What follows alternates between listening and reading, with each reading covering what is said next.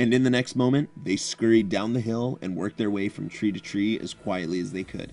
Franco ran across to the overturned tree Julie had just scaled and began to climb up it. First, he felt around with his hands for good spots in the bark to clutch, and then began gripping the tree with his feet. As he did so, a huge adrenaline surge shot through him. Moving briskly, he reached the top. He stood there for a short moment, steadying himself by waving his arms at his side, watching Julie crawl on her belly along the dirt ground below. He jumped down and followed suit. They moved at a quick pace until they reached the end of the tree line, with the shack not more than 10 or 15 steps ahead of them. Without warning, the door to the shack flew open. Sweat instantly popped out onto Julie's forehead. A portly red-headed guard with a giant butt came oozing out, huffing and puffing as he worked his way to the fire. He picked up a few skewers and eyed them in their red-hot tips. He gripped the handle of his choice skewer, turned, and waddled his fat ass back into the shack.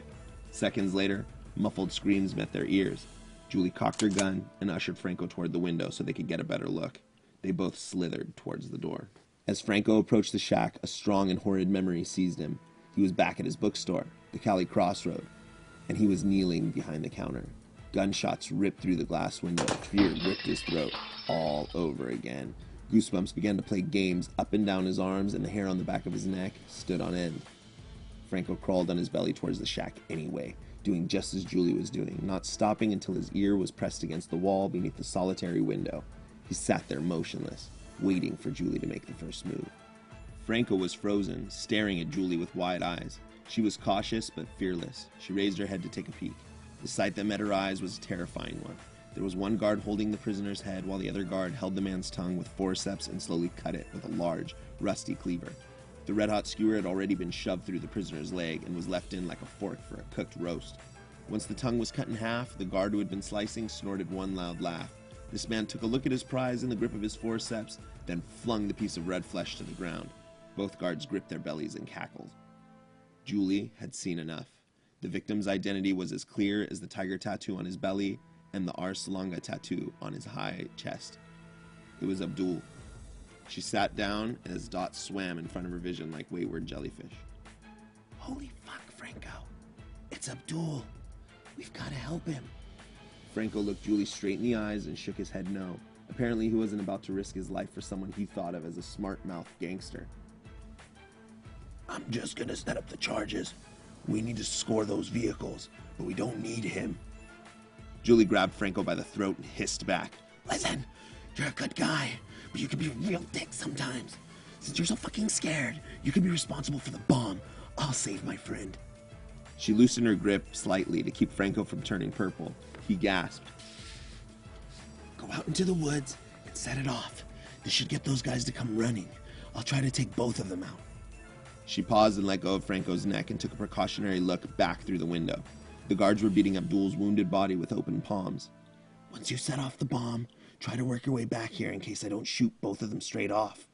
Franco nodded, rubbed his neck and Adam's apple with his right hand, then turned and scurried away like a lizard. Julie followed for a short distance, then turned a quick left and took cover behind a tree that wasn't too far away from the shack's entrance. She could see Franco's shadow amongst the trees running away from her. Then the shadow stopped. 5 seconds. 10 seconds. What the hell? Do you like the fucking thing or what? Then the image of their whitewater adventure came to mind. Oh God, Julie thought. They're too wet. 30 seconds. 35.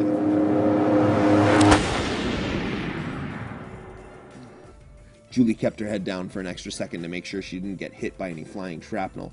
Her ears were ringing, but her nose was working overtime. She could smell her own sweat mixed with the scent of pine and smoke. She popped her head out from behind the tree just in time to see the door fly open and one of the patrolmen storm out. Julie steadied her hand on the bark and waited until both men were in clear view before squeezing the trigger. She didn't wait to see the bullet make contact with the first guy. She retargeted in the next instant and fired her second shot. This one she plainly saw hit her opponent's head, causing blood to spurt all over the man's face. But the first shot must have been a miss, because a second later, she heard the return of automatic fire. Julie ducked back behind her cover. From her new low position, she saw Franco standing with his back against the tree to her left. As she watched him, he grabbed a gun from his backpack and turned towards the enemy with what she thought looked like tears in his eyes. She watched as Franco closed his eyes, took a deep breath, and then let out a howl and began running towards the shack, guns blazing. Julie couldn't believe it. This moron was going to get himself killed. To her surprise, there was no response to Franco's fire. When Franco's clip ran out and she heard the clink of his empty gun, Julie knew for certain that they were victorious. Franco stood over the body with a gaping mouth. No tears as the Franco Leon she first met might have produced, just an eerie look in his eyes. "I think I caught him off guard," he said. Julie walked up behind Franco and gently put her arm around his shoulders. "War is disturbing, isn't it? You never really feel like you win." "I never killed anyone before." "I know it's hard, but look at it this way. You're my hero now," Julie said with another one of her winning smiles. He deserved it. "Come on, Franco, this is war. For the soldier, there can be no right or wrong, real or fake. There's only dead or alive. Until you understand that and come to terms with it, you'll always feel guilty and scared." "My God, Julie, how old are you? You look 19, but you act like you're much older and wiser than I am." "Just when it comes to fighting," she winked at him. "Let's get moving, my friend. You know this place is going to be swarming with patrolmen any minute." The inside of the shack stank of burnt flesh and hair. The room was dimly lit and the floor was covered in blood. Not all of the blood was fresh. It seemed torture was a major function for this secluded highway shack. Franco stood there motionless in total shock. Abdul's face was so puffed and swollen, his eyes were almost completely obscured by flesh. His mouth was oozing blood, and his moaning was quiet but agonizing. Julie lovingly removed Abdul's binds and whispered comforting words to him. "You're going to be okay, Abdul." If they didn't get somewhere quick with medical facilities, he was sure to die, but she whispered all the same. "Get his legs," Julie demanded of Franco. "When we're done, go look for the keys while I bandage him up a bit." "Will he live?" Franco asked as if on autopilot. "Dunno," Julie replied as she cut the rope that had bound Abdul's feet. After looking for about a minute, Franco found the keys hanging on the back wall. "Got it." Julie and Franco eased Abdul into the truck that Franco had pulled closer to the door of the shack. Once he was secure, Julie looked at Franco with tired eyes. Next stop, the city made a mountain. Once they reached the top of the hill, their eyes fell upon a village of log and mud houses nestled in the bosom of a small mountain. Never had Franco seen anything remotely like this, not even in the most exotic magazines or travel brochures. "Techno hippies." Franco could see feelings of joy wash the signs of pain from Julie's face as she said this. "Really?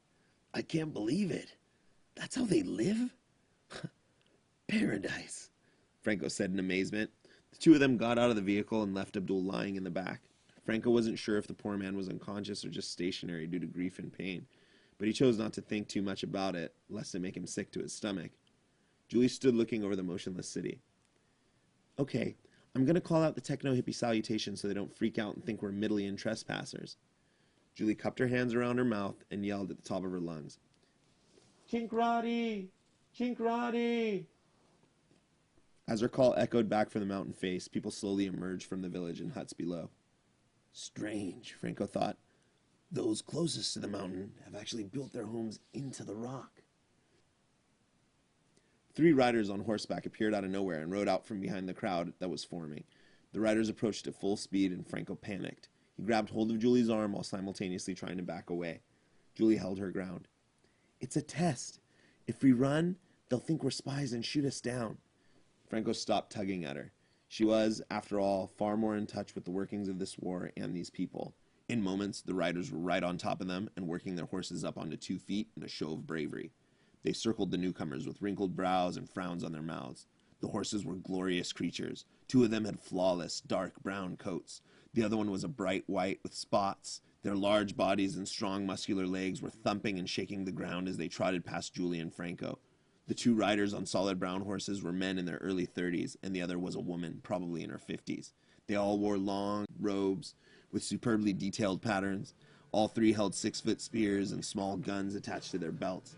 Franco could see tassels coming down from the sleeves of the men, and little coins and rhinestones attached to the woman's belt that made her look like a warrior belly dancer. She spoke first. "Pulcherti kolama, ad arvestia."